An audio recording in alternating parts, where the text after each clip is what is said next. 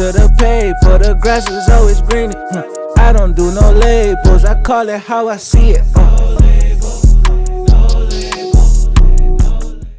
Yo, what's up, everybody? Welcome back to another episode of No Label, the podcast, live at locations here at the Legacy House. Here, my boy Nell. Yes, sir. Man, we got shout out man. shout out to our sponsor. Shout out to Guap Coin. You know what I mean? Coin. Crypto for the culture. Get to it. We sitting here with the visionary himself. You know what I mean? That logo behind him, man. That's his brain. That's his brainchild. We sit here with Adam, bro. How you doing? Good, man. Good. How are you guys? Doing good, man. Great. Doing good. This is a beautiful space, man.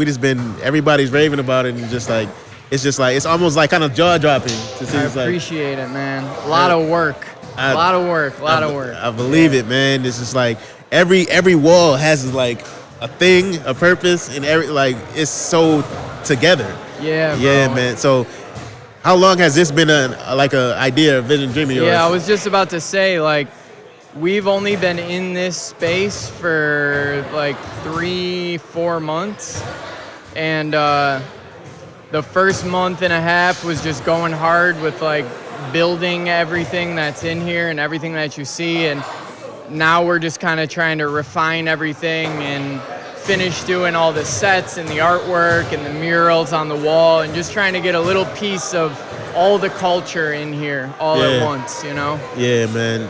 Y'all doing a great job of capturing it, and it's in the heart of the city. Like, how hard was it to like find this location and like bro. really? That's another good question, and people have asked that. I had a studio before this on Elmwood, so I also own the Cellar on Elmwood, the sneaker and clothing store.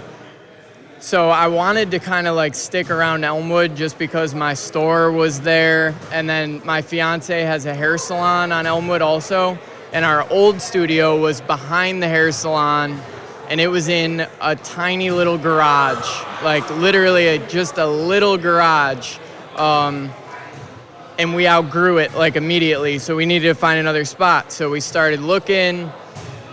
We looked at probably 15 plus places before we found this spot.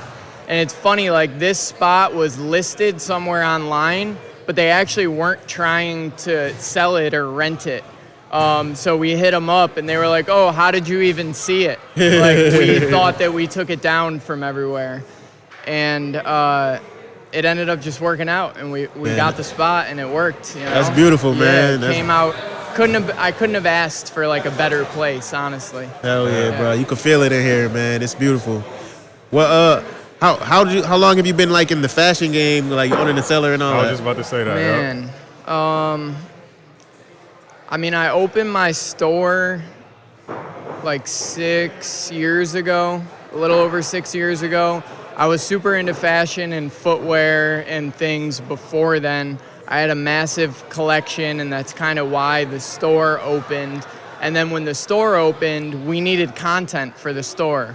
We needed pictures, and especially for the website. So I started playing around with the camera a little bit, taking some photos for the store and whatever, and then that's kind of how the photography and video thing happened. But in terms of fashion and shit like that, probably 10, 15 years. I'm about to be 30, so yeah. I mean, 12, 13 years, yeah. Nice. So who are some of your influences, like people whose style you looked up to or like took pieces from? You said, who are my influences? Yeah, like in the fashion Fashion-wise. world. I don't, like no one's really ever asked me that before. I don't know if I have like a ton of influences that I could think of. I think I'm influenced by a lot of things around me and a lot of the people around me. And obviously Virgil is, I think, a huge influence for everybody. R.I.P. But I think, like people like Virgil and kind of like more so the behind the scenes type people that you don't necessarily, isn't like a household name, but people within the fashion industry would know about. Yeah. I'm kind of just like, If you know, you know. yeah, facts. I don't know. I don't know if there's really like a main influence, you know? Yeah. I kind of just try and do what I like to do. I'm sure that I'm influenced by a lot of things, but I just kind of try and do what I want to do. You know, Word. that's it. Yeah. When you got into fashion, did you always know you wanted to create a business out of it and business Hell minded? no. Hell no.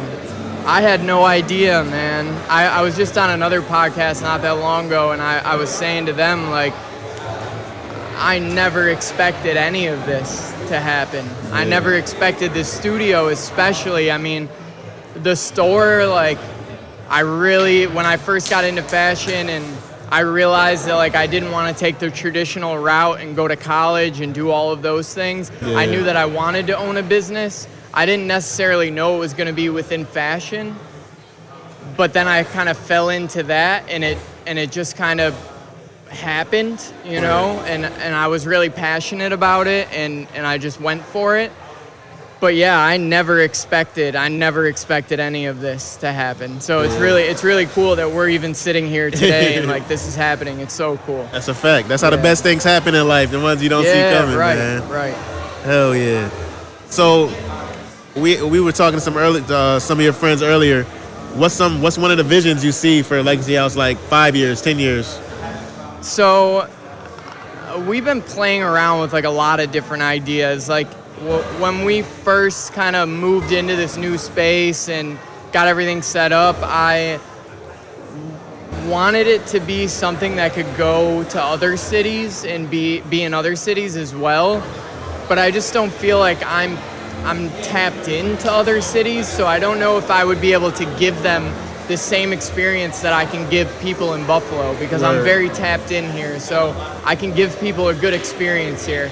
If I try and replicate this in another city, I just don't feel like I would give them what they deserve. So I don't know. I would love to be able to do this in other cities and open other places, but most importantly, I'm just focused on making everything good here and doing what we need to do. Like, it's only been a few months. We still have a long way to go. I want to make sure that I really like capture everything that I want to do here before I even think about pushing anything further into other places or doing other things. But got you. I think we want to be more of like an agency where we create content for businesses and other people. Not so much a marketing agency, but just creating the content that we would then pass off to a marketing agency for them to do what they need to do with it. And really just giving local creatives a place to call home. Word. You know, like somewhere that the mid to low level creator can feel comfortable coming in and scheduling a shoot. And that's something that we really lacked in Buffalo. Is there's a couple other studios that are a little bit bigger. They're very expensive, and for like the mid to lower level creators, even like myself, like those things are very intimidating. I just wanted to give a space that people were comfortable in, no matter whether you're a Hollywood producer or just someone that's just starting out and bought their first camera. Hell yeah. That's fire. That's fire. What about with the seller? Do you plan on having other stores in other cities? 100%. Word. Yeah, we're definitely trying to do something else locally in the suburbs more, just to cater to that market a little bit more. We've been playing around with that idea a little bit over the last year or two, and we're hopefully going to be pushing in that direction soon. But I would love for the seller to exist in other cities and other places. Hell yeah. Who are some of your like favorite designers, fashion? Man, that's such a tough question too. Like, there's just so many people. If I had to shout out like local people that I really fuck with, sorry if I'm swearing. No, you good. I'm swearing here. All right. Obviously Cafe, Billy Esco, Chase is my boy. I love everything that he does and everything that he's been doing. Hell yeah. Don't Watch TV. Another one of my boys. Super happy with everything that they're doing. Hell yeah. Obviously Virgil. Warren Lotus, another big inspiration for me. I love all the work that he puts out. I just recently started getting into Keto Wears. I don't know if I'm pronouncing it right. It's Kito Wares. He's been doing some disruptive kind of things lately. He just came out with a pair of kind of like foam runners, but not foam runners. They look like skull dinosaurs. Like they almost look like bones. Yeah. I got a pair of those and fell in love with them. I didn't want to, everyone's wearing the foam runners, and I didn't want to jump on the foam runner wave. So I was like, I got to get something that's like a foam runner, but different. And I came across those, and I saw some of the other things that he's been doing.